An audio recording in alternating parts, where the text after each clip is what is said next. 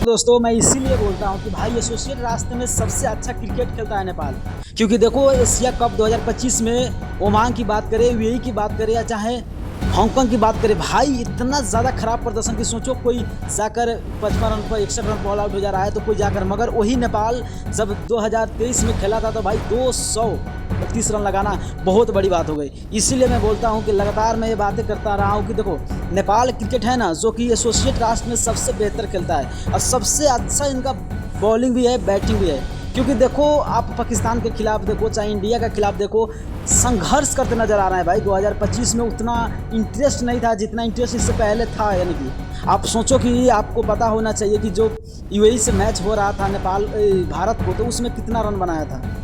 और वहीं सोचो ओडीआई फॉर्मेट में जब नेपाल और इंडिया बीच मैच था, उस मैच में यानी कि क्रिकेटर किस तरह के खेल रहे थे नेपाल के, यानी कि बॉलिंग भी ज़बरदस्त था और बैटिंग भी ज़बरदस्त था। उसी बदौलत यानी कि 230 रन का टारगेट दिया था। और आज देखो T20 फॉर्मेट में कोई 55 पे आउट हो जा रहा है ऑल आउट, तो कोई 60 पे ऑल आउट हो जा रहा है। यानी कि इस तरह की गेम हो रहा है और सबके सब संघर्ष करते नजर आ रहे हैं। भाई यही मौका है उस एसोसिएट देश को डेस्टिनेशन बनने का, मगर इसमें सबके सब फ्लॉप आए हैं। तो आपको क्या लगता है कि आने वाले 2027 में जो है उसमें ओडीआई फॉर्मेट में क्या फिर से नेपाल खेलेगा? तो हम सबको लग रहा है कि हाँ भाई खेलेगा। आपको क्या लगता है? अपना राय जरूर कमेंट कीजिएगा। अगर नए होंगे तो चैनल को सब्सक्राइब करते हुए पेज जरूर फॉलो कीजिएगा।